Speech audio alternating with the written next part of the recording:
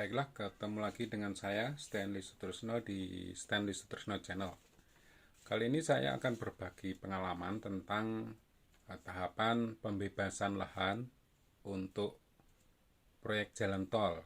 Ini berdasarkan pengalaman yang saya alami sendiri karena saya kebetulan rumah saya akan terkena proyek jalan tol untuk proyek jalan tol Yogyakarta-Bawen. Nah, di sini dari sudut pandang saya selaku orang yang akan terkena jalan tol ya, ini akan saya sharingkan pada waktu beberapa hari yang lalu diadakan sosialisasi atau konsultasi publik terkait dengan pembebasan lahan ini. Jadi mungkin kalau Anda ada dengar berita atau kabar-kabar tentang wah, rumah saya mau kena jalan tol, bener apa enggak sih? Nah, nanti terutama ganti ruginya berapa sih? Nah, ini mudah-mudahan informasi ini bisa berguna untuk Anda ya yang rumahnya atau lahannya akan terkena jalan tol.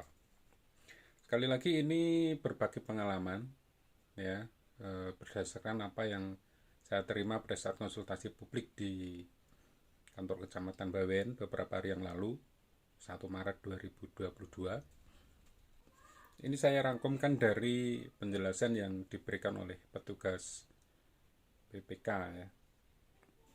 Intinya begini, mungkin sedikit cerita dulu. Kira-kira akhir tahun 2021, sekitar bulan Oktober itu, rumah kami dan belakang rumah kami itu didatangi petugas yang mengeker-ngeker bawa alat keker itu, keker tanah itu ya, pengukuran tanah itu. Nah, dari situ ada informasi bahwa daerah ini akan terkena tol, seperti itu. Nah, setelah itu kemudian beberapa minggu atau bulan kemudian itu beredar gambar tentang jalan tol ya di daerah kami, tol Jogja-Bawen itu, dan itu tuh ternyata mengenai area kami gitu. Jadi kami jadi bertanya-tanya, benar apa enggak gitu. Nah, kemudian beberapa bulan kemudian itu datang petugas dari PUPR, dari PUPR ya, datang ke rumah kami, dan setelah kami tanya ternyata beliau berdua atau bertiga, saya pas nggak di rumah waktu itu, mengabarkan bahwa beliaunya sedang akan mendata siapa-siapa yang terkena jalan tol gitu. Tapi pada saat itu dia nggak bisa memastikan bahwa ini kena atau tidak gitu. Dia hanya mendata, tugasnya seperti itu. Nah, setelah itu beberapa bulan kemudian, beberapa minggu kemudian, ada undangan melalui RW, siapa-siapa yang mendapat undangan untuk sosialisasi atau dalam sosialisasi konsultasi publik, seperti itu. Nah, disitulah yang mereka yang punya lahan yang akan terkena tol itu diundang. Nah, kebetulan kami diundang ke kantor Kecamatan Bawen.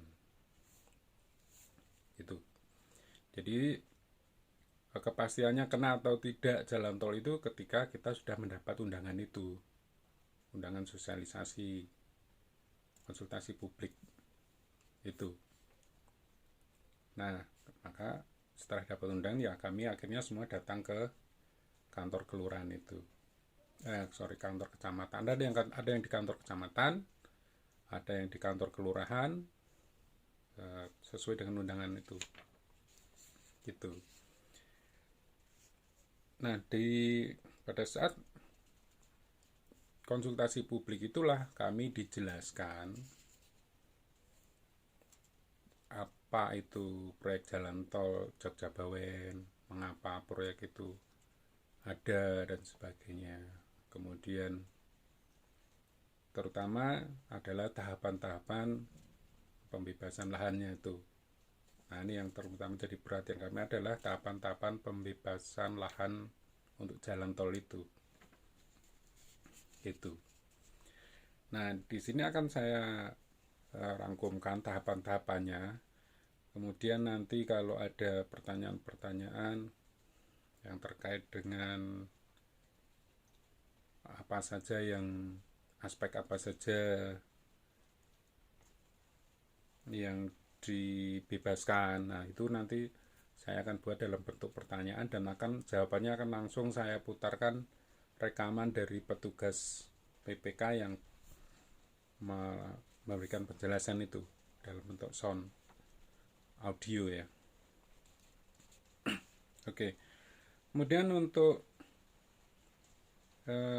dalam konsultasi publik itu tidak terlalu banyak tanya jawab ya, jadi tanya jawab itu nanti tidak langsung dari petugas itu, tapi petugas itu hanya memberikan gambaran secara umum, secara detail gitu. Nah, kemudian petugas yang kedua juga memberikan gambaran gitu. Kemudian tanya jawab itu pada saat orang per orang itu diundang menandatangani semacam berita acara gitu, kesepakatan, sepakat atau tidak sepakat untuk dilalui jalan tol itu gitu ya. Seperti itu. Baiklah, mungkin saya akan langsung sampaikan aja tahapan-tahapannya, tapi kalau mudah-mudahan tidak ada kesalahan yang cukup berarti ya. Jadi setelah dilakukan konsultasi publik, nanti 1 bulan kemudian, kurang lebih 1 bulan kemudian itu akan dilakukan pematokan trase oleh petugas. Jadi akan mendatangi rumah kita, di mana patok itu ya, jadi akan dilakukan pematokan. Kalau memang kita kena ya kita akan kena patok itu. Nah, patoknya itu patok kuning atau patok merah, di mana ya, itu nanti tahunya ya pada saat akan dilakukan pematokan itu. Kalau patok dengan warna kuning itu merupakan senter ya, titik tengahnya jalan tol itu. Sedangkan kalau patok warna merah titik luarnya. Jadi patok merah nanti ada sebelah kiri, ada sebelah kanan gitu. Yaitu kurang lebih 1 bulan setelah konsultasi publik. Kemudian nanti setelah pematokan itu kita setelah ada pematokan dari petugas itu, kita yang punya lahan yang terkena itu, oh ini batasnya ini, batas ini tuh kita nanti dipersilakan untuk matok ya. Oh ini batas saya, ini batas barat, batas timur, batas utara, batas selatan. Nah itu kita diminta untuk matok sendiri. Jadi seperti itu. Nah setelah pematokan nanti akan ditetapkan lokasi.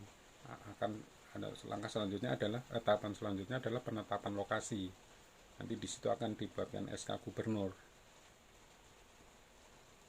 Itu. Nanti setelah penetapan lokasi itu baru dilakukan identifikasi dan inventarisasi ya, tanah bangunan dan tanaman ya, akan dilakukan identifikasi dan inventarisasi oleh petugas ya. Jadi di sini ada identifikasi, inventaris fisik dan data kaitannya dengan sertifikat tanah dan sebagainya itu, atau jual beli dan sebagainya kayak gitu. Kemudian fisik itu kaitannya dengan luas tanah ya. Kemudian bangunan itu ada yang di bawah tanah, di atas sana, bawah tanah misalnya septic tank, sumur dan sebagainya, itu nanti akan diinventarisasi ya oleh petugas. Kemudian bangunan, nah ini bangunan untuk bisnis, untuk tempat tinggal dan sebagainya. Kemudian tanaman, ada tanaman keras, ada tanaman tahunan itu ya, tanaman tahunan, ada tanaman musiman kayak gitu. Itu nanti akan diinventarisasi. Nah, kemudian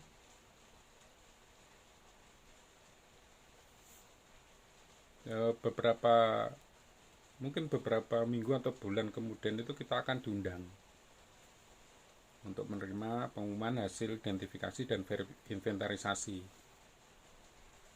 Jadi kita akan diundang lagi untuk kalau ada koreksi barangkali seperti itu, perlu pembetulan dan sebagainya itu.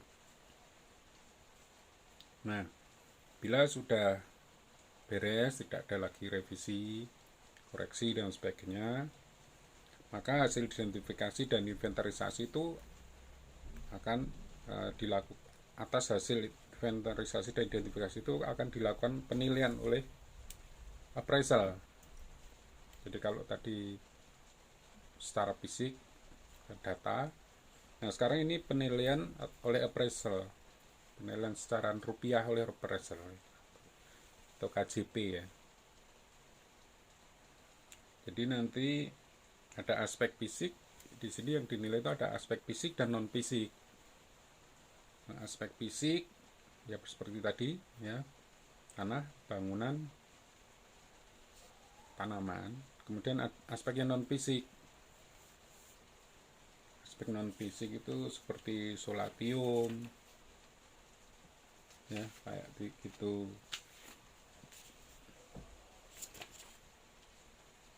Setelah penilaian oleh KJP atau appraisal itu selesai, nanti kita akan diundang lagi untuk menerima pengumuman hasilnya.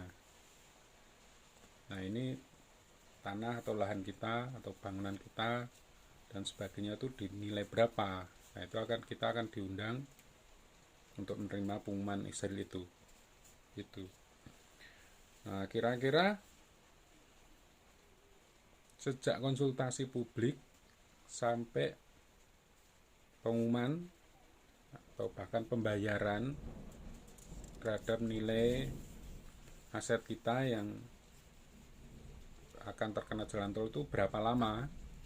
Kemarin pada saat saya tanyakan itu antara 6 sampai 8 bulan sejak konsultasi publik.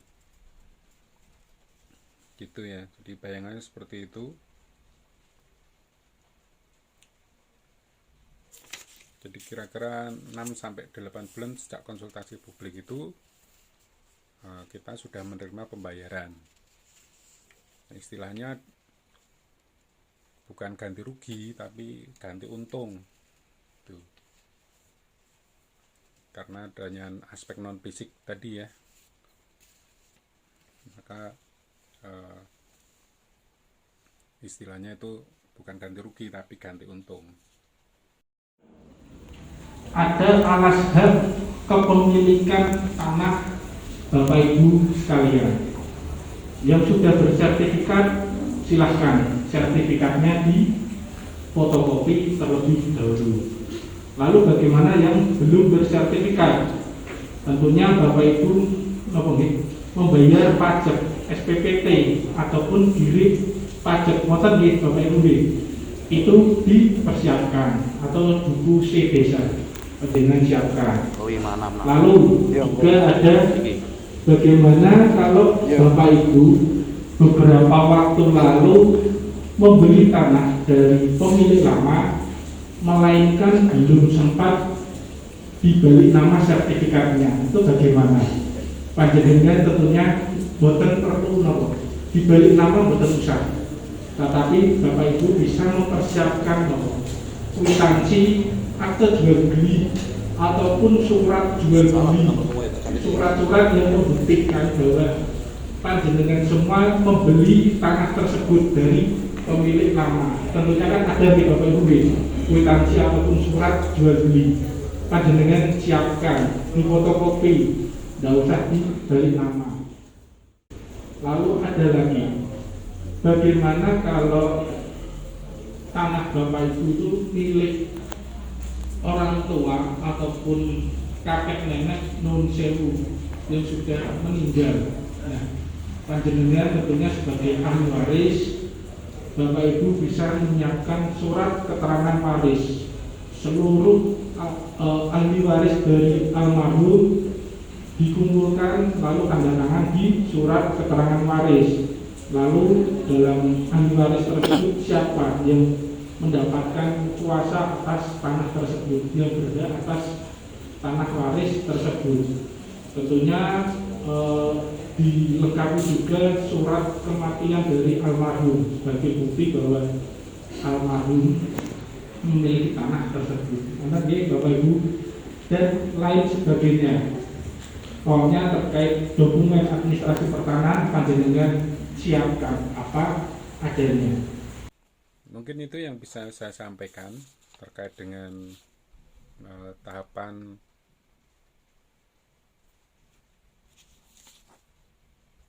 pembebasan lahan untuk jalan tol berdasarkan pengalaman saya dari hasil yang saya ikuti pada saat konsultasi publik di kantor Kecamatan Bawen beberapa hari yang lalu. Mudah-mudahan ini bermanfaat khususnya bagi Anda yang masih penasaran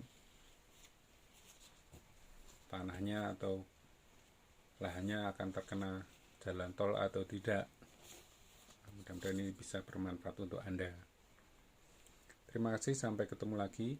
Kalau ada pertanyaan atau komen, silakan ditulis di dalam kolom komentar. Jangan lupa untuk subscribe dan